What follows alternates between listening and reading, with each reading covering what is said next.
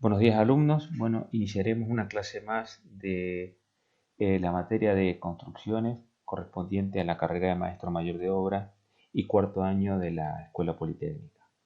En este capítulo comenzaremos a ver la parte de mampostería e iniciaremos el capítulo con la mampostería de fundación, que se construye generalmente con ladrillos comunes y es sobre la viga de fundación y sus funciones para nivelar la casa por encima de lo que es el terreno natural. Este muro luego debe ser impermeabilizado porque está en contacto con la tierra, con un revoque que debe ser hidrófugo y además debe ser pintado y terminado con pintura asfáltica. En el caso de lo que sería el muro de fundación, fíjense en que el muro de fundación, la mampostería de fundación o de cimiento, siempre sobrepasa un poco lo que sería el nivel de la casa. Fíjense en que acá a la altura del piso, el revoque está un poquito por encima de lo que sería la terminación del piso.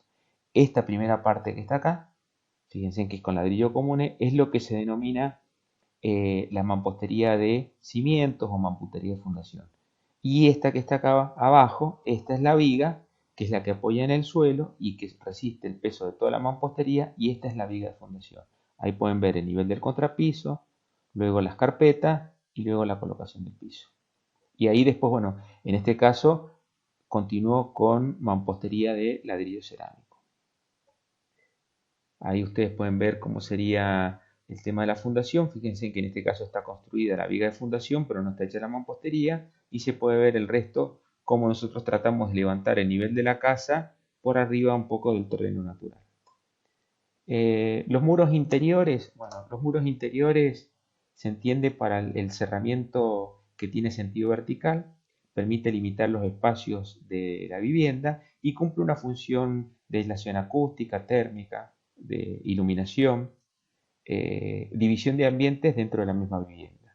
Con respecto a los muros exteriores, cumplen prácticamente las mismas funciones que el del muro interior, pero se agrega una función más que tiene que ver con el tema de la seguridad de la vivienda y siempre por el tema de aislación térmica. Si en el caso de hacer las divisiones, como en este caso, los muros interiores uno los puede hacer de una mampostería mucho más chica, siempre por una aislación térmica de seguridad, los muros exteriores son de un mayor espesor superior a en el orden de determinación de los 25 centímetros o superior. Bueno, ahí vemos en el caso de la mampostería cómo se van colocando. Fíjense primero que una hilera no coincide con la otra. Fíjense que en este caso, por ejemplo, yo acá les estoy marcando, empezó con un ladrillo entero, la hilera de arriba empezó con medio ladrillo.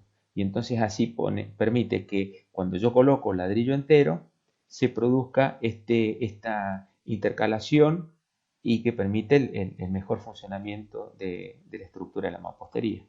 Ahí ustedes van a tener con el caso de ladrillos comunes y lo mismo lo podemos tener, por ejemplo, el otro más tradicional con el ladrillo cerámico. Siempre poniendo, fíjense que cuando yo voy con la hilera arriba, siempre el ladrillo entero cubre la unión de los dos que estaban abajo. Con respecto a los distintos tipos de mampostería, digamos, generalmente nosotros, bueno, acá estamos utilizando lo que generalmente el ladrillo común o el ladrillo cerámico, pero pueden ser otro tipo de mampostería. Ahí tienen el ladrillo común, acá tienen el ladrillo cerámico, ese es el bloque de hormigón, ese sería un bloque de hormigón que es autoportante, pero también se puede usar cualquier otro tipo de mampostería. En este caso, ahí hay una medianera que está construida de piedras y que se lo denominan mampuestos. Después, bueno, yendo con lo que es el ladrillo hueco, cuando yo hago una mampostería de ladrillo hueco, una de las cosas que tengo que tener en cuenta es que el muro de ladrillo hueco solo permite hasta 13 corridas.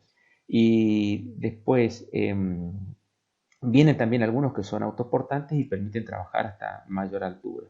Ahí en este caso tienen muros de bloques de hormigón que permiten trabajar con mayor altura. Y acá lo que yo tengo dibujado en el corte es un entrepiso. Acá llega la mampostería de la parte inferior y acá comienza la mampostería de la parte superior de este entrepiso. Y acá estaría en corte la viga.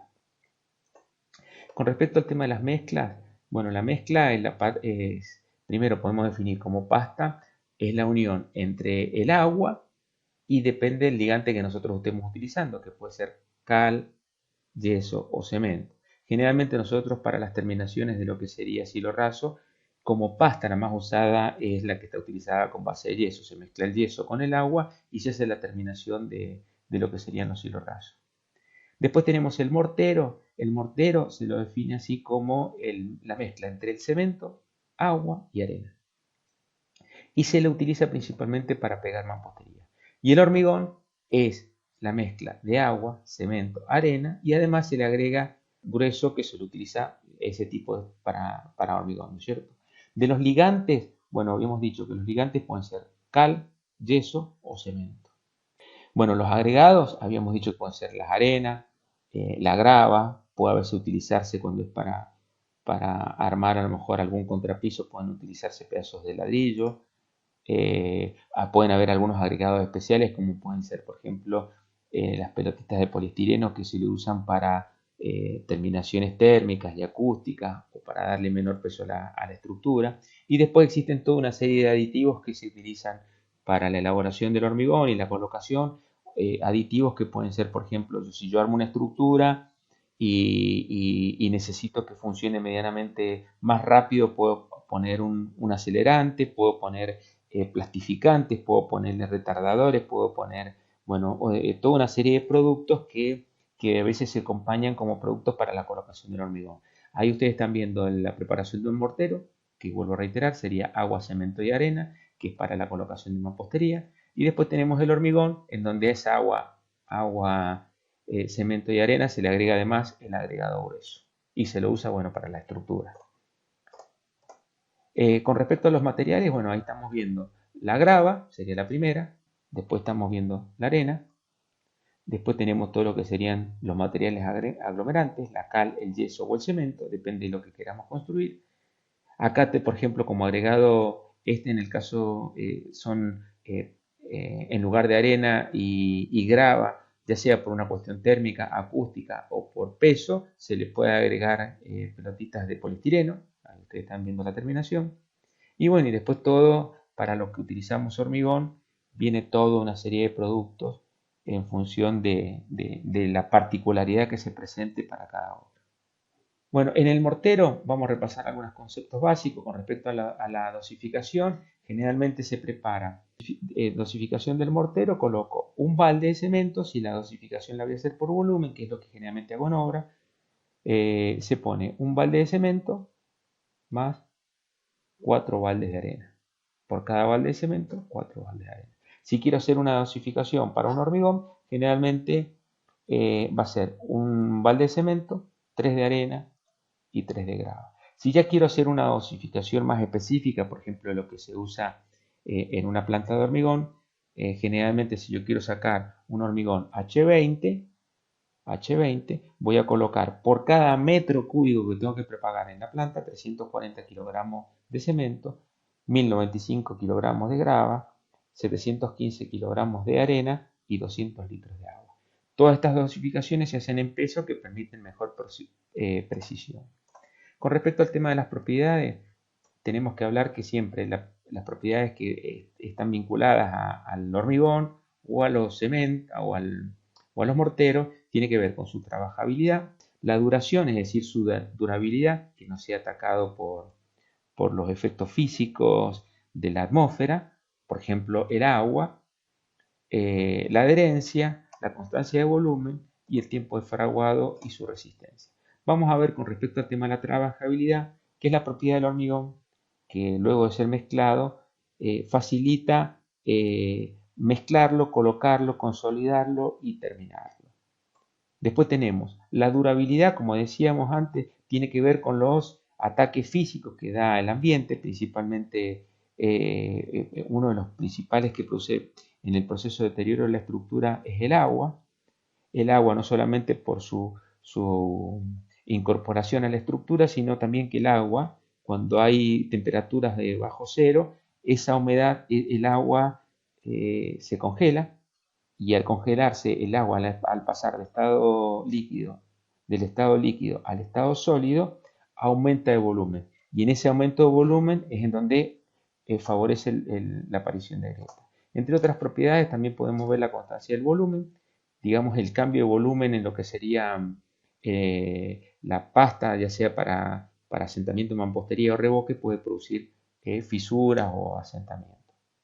Y el tiempo de fraguado está, una vez que nosotros colocamos el hormigón en la estructura, por ejemplo, el primer tiempo nosotros lo podemos manipular o trabaja como un material plástico, pero después comienza a endurecerse. Ese endurecimiento comienza aproximadamente a los 40 minutos y termina un primer proceso que es lo que denominamos tipo fraguado a las 10 horas. Quiere decir que el inicio de fraguado generalmente a los 40 minutos de colocar el hormigón y finaliza a las 10 horas. Después, pasado las 10 horas, lo que comienza en el hormigón es un proceso ya de endurecimiento de la estructura. Generalmente la resistencia a la compresión en el hormigón están entre 150 a 500 kilogramos por centímetro cuadrado. Y bueno, también nos interesa la impermeabilidad y la duración, depende también de la característica de su resistencia. Con respecto al tema de los ladrillos comunes, vamos a repasar algunas características y que tienen que ver con cómo son colocados, ¿no es cierto? Y cómo son elaborados. El ladrillo común generalmente tiene 12 centímetros por 26 y 5 centímetros de altura. Y se lo dice que está colocado de faja o de soga cuando la longitud, esta sería la longitud del ladrillo, el eje longitudinal, está colocado en la misma dirección que voy a colocar el muro, ¿no es cierto? Y se lo dice que es de punta o tizón cuando su eje longitudinal, este es el eje longitudinal, es perpendicular al eje del muro. Con respecto al tema del ladrillo cerámico, generalmente el ladrillo cerámico se obtiene de la elaboración de arcilla, tiene todo un proceso de extracción de la materia prima, un proceso de maduración, de trituración, homogeneización de toda esa pasta, un tratamiento mecánico, la disposición de los materiales y después tiene un proceso de cocción en donde todo este material pasa por hornos para poder lograr su terminación. Con respecto a las medidas, que lo que nosotros generalmente usamos siempre puede ser, la medida más chica que está en el mercado acá es 8 por 18 por 33. 8 sería el espesor, 18 la altura, 33 el largo. La otra medida sería esta, que sería 12 por 18 por 33. Y generalmente la que usamos en obra para hacer las divisiones normales serían 18 por 18 por 33. Después aparecen algunas otras medidas. Acá vamos a ver la terminación, por ejemplo, en el muro de puede ser esta una medianera, y lo máximo que yo puedo construir si hago de este tipo de mampostería de ladrillo cerámico son solamente 13 hileras. Con respecto al tema del bloque de hormigón, el bloque de hormigón, digamos, ahí pueden ver una bloquera, se realiza con cemento, agua y arena. Ahí tienen la terminación de una bloquera. Nosotros en la poli tenemos para hacer bloques de hormigón. Esa sería la terminación y ahí está colocado en una casa. Con respecto al tema de la construcción en seco, la diferencia principal es que acá no se usan materiales aglomerantes húmedos para su armado y generalmente se utilizan, como en el caso de steel framing, las estructuras que serían estructuras metálicas, que es como se arma la estructura de los muros y de los entrepisos, y luego todo eso va en el medio con algún tipo de aislante y en la parte exterior las terminaciones que son generalmente con madera y con durlo, que serían las placas de yeso.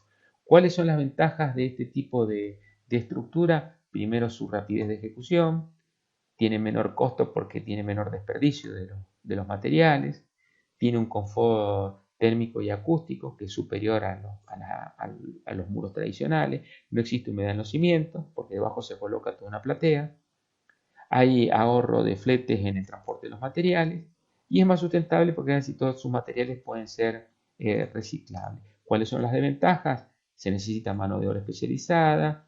El problema del puente térmico, esto tiene que ver con que nosotros tenemos que aislar bien la estructura, que es metálica, y el metal es muy conductor un muy buen conductor térmico, la disponibilidad de materiales y los costos más elevados si están lejos de los centros de fabricación. Ahí van a ver las estructuras. Y con respecto al tema de los de tabique de Durlo, generalmente es algo muy similar a lo que vimos ahí, con la única diferencia que se utiliza principalmente para las divisiones interiores. Ahí se arma la estructura y luego es revestido con un aislante. Por un lado se coloca la placa de Durlo, ahí están colocando la aislación y luego queda así la terminación y después bueno, se hace toda una terminación con yeso o distintas pastas para la terminación y luego el terminado final con la pintura. Bueno, Muchísimas gracias. Nos veremos en el próximo capítulo.